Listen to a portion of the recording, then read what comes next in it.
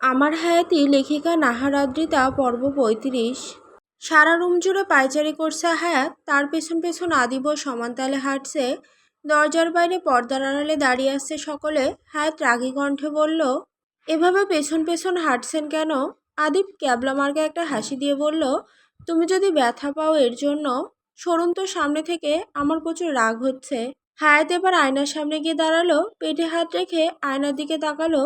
সরু চোখে তাকিয়ে আদিবকে বলল, আপনার কি মনে হয় আমার পেটে সত্যি দুটো বেবি আছে?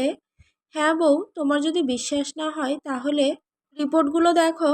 হায়াত এবার চেয়ারে বসে ভ্যা ভ্যা করে কান্না করে দিল। হায়াতের কান্না দেখে নূপুর, মিনহাজা, আরবি, মিসেস অরোরা, সুফিয়া সকলে রুমে ঢুকে পড়ল। হায়াত সকলকে দেখে আরও জোরে জোরে কান্না করতে লাগলো। আদিব ডিভানের পাশে রাখা জগ থেকে এক গ্লাস পানি এনে হায়াতকে খাইয়ে দিল।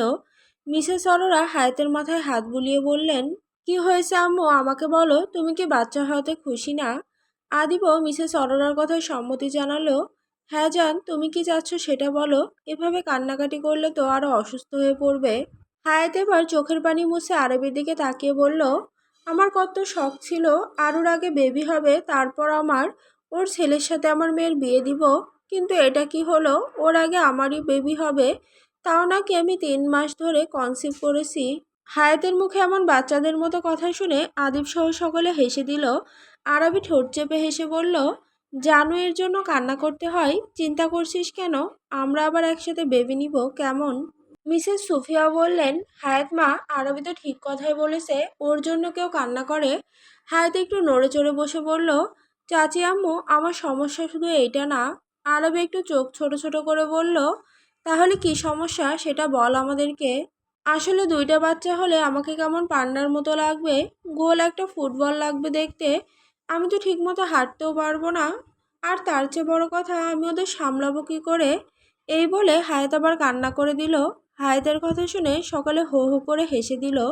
নূপুর হাসতে হাসতে বলল, ভাবে এত চিন্তা করছো কেন, আমরা আছি তো, আমরা সবাই মিলে কুটু পাখিদের সামলাবো। আদিব হায়াতকে হালকা আদরের রেশে জড়িয়ে ধরে বলল, আপরা, তুমি গোলুমোলু হলে আরো সুন্দর লাগবে তোমাকে দেখতে। আর এই টাইমে এত কান্নাকাটি করতে নেই সোনা, আমি আছি তো। আমি কি বলেছি তুমি মোটা হয়ে গেলে আমি তোমাকে আর ভালোবাসবো না? হায়াত চোখ মুছে আদিবের শার্টে নাক মুছে বলল, আমার চেহারা নষ্ট হয়ে গেলেও আমাকে ভালোবাসবেন আগের মতো। সৌন্দর্যে লোভে পড়ে আমি কি তোমাকে ভালোবেসেছি? তুমি জানো না, ভালোবাসা আর সৌন্দর্যের মোহে ডুবে যাওয়া দুটো দুই জিনিস। এই বলে আদিব হায়াতের কপালে পরশ এঁকে দিল। হায়াতের কান্না ততক্ষণে কমে গিয়েছে। নূপুর, মিনহাজা হায়াতের কলেজ ড্রেসটা ওয়াশরুমে রেখে আসলো। মিসেস অরোরা হায়াতের গালে হাত রেখে বলল, আম্মু, খুব সাবধানে থাকতে হবে তোকে, সারাদিন ফল ফ্রুটস খাবে, আর প্রয়োজন ছাড়া একদম রুম থেকে বের হবে না, কেমন? হায়াত চুপচাপ মাথা নাড়ালো। এরপর আস্তে আস্তে সকলে রুম থেকে বেরিয়ে গেল। 2 ঘন্টা আগে হায়াত পুনরায় জ্ঞান হারালো। আদিবার আরবি বুঝতে না পেরে হা হয়ে গেল। যখন বুঝতে পারলো হায়াত জ্ঞান হারিয়েছে, তখন ডাক্তারকে ডাকতে শুরু করলো। একজন নার্স ছুটে আসলো। নার্স হা হয়ে আদিবের দিকে তাকাতেই আদিব দাঁত বের করে হেসে বলল, আমি জানি আমি যে অনেক হ্যান্ডসাম, তাই এইভাবে তাকিয়ে না থেকে আমার স্ত্রীকে দেখুন। না মানে, হিহি, পেশেন্ট আবার জ্ঞান হারালো কেন? আপনারা কি ওনাকে হাইপার করে ফেলেছেন? আরবি হায়াতের কাছে এসে চিন্তিত গলায় বলল, আমি তো একটু আনন্দে চিৎকার করে ফেলেছিলাম, কিন্তু ভাইয়া যখন বলল জানু টুইন বেবি হবে, তখনই সেন্সলেস হয়ে গেল। নার্স কিছু একটা চেক করে মিনিট 10 পর বলল, পেশেন্টের জ্ঞান ফিরবে একটু পরই, আর সাথে সাথে ডক্টর লিয়ার কেবিনে নিয়ে যাবেন। ও হ্যাঁ, সাথে করে একজন মহিলাও পাঠাবেন। এই বলে নার্সটি চলে গেল। আদিব হায়াতের পাশে বসে হাতের মুঠোতে হাত জোড়া নিয়ে বসে বসে ফেসবুক স্ক্রল করতে লাগলো। আর আরবি বাড়ির সকলকে খুশির সংবাদ দিয়ে দিল। প্রায় 40 মিনিট পর হায়াত চোখ খুলল। আদিবার দেরি না করে হায়াতকে একটু পানি খাইয়ে দিয়ে কোলে তুলে নিল। আর আরবি হায়াতের ব্যাগ হাতে নিল।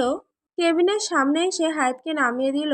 আরবি হায়াতের বাহু ধরে আস্তে ধীরে ভেতরে নিয়ে গেল। আর আদিব বাইরে ওয়েটিং চেয়ারে বসে রইল। ডক্টর লিয়া আরবি আর হায়াতকে বসতে বলল।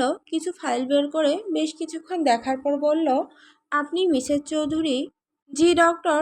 আপনার মাসিক বন্ধ হয়েছে কয় মাস ধরে? এরপর হায়াতকে একে একে নানান প্রশ্ন করতে থাকলো। আর হায়াত তার জবাব দিতে লাগলো। আর আরবি খুব মনোযোগ দিয়ে শুনতে লাগলো। ডক্টর লিয়া একগাল হেসে বলল, এত অল্প বয়সে মা হচ্ছেন, নিজের প্রচুর যত্ন করতে হবে কিন্তু। আপনার তাহলে 3 মাস 15 দিন চলছে প্রেগনেন্সি জার্নির, আপনার বাচ্চার যাতে পুষ্টির ঘাটতি না পড়ে সেদিক লক্ষ্য রাখবেন। আমার পেট অনুযায়ী তো আমার কনসিভ হওয়ার কথা মিলছে না। রুলস ফলো করে চলুন, বাচ্চাদের পুষ্টির ঘাটতি হলেই সমস্যা, এটা মনে রাখবেন ওকে।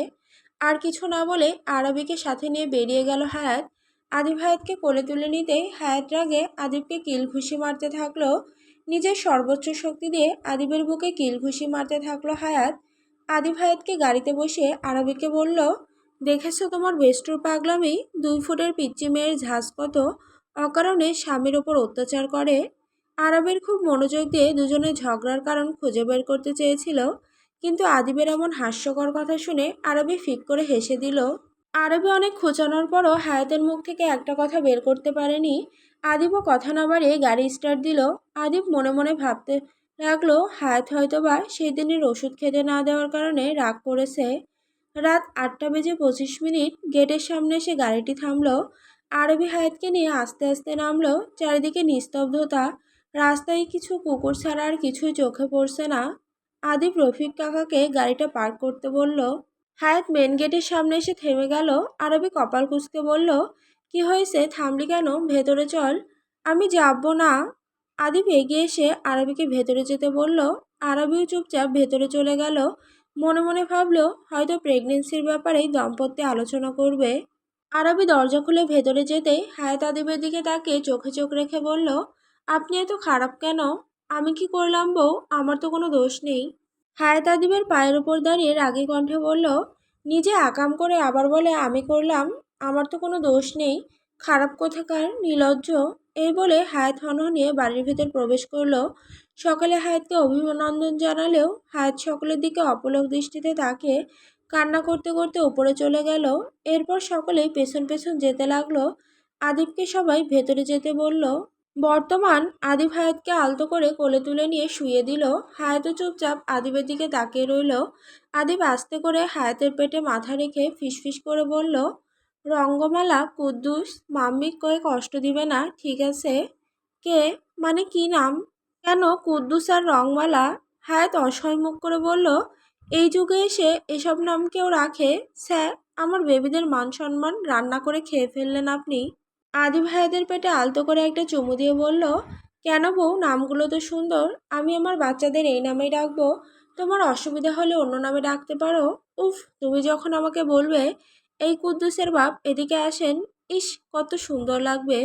আপনার মাথা লাগবে, চুপ করুন তো। এই বলেই দুজনে হেসে ফেলল। হায়াতের ওষ্ঠে নিজের ওষ্ঠ পুড়ে নিল আদিব। এরপর আস্তে ধীরে ওষ্ঠের স্বাদ নিতে লাগলো।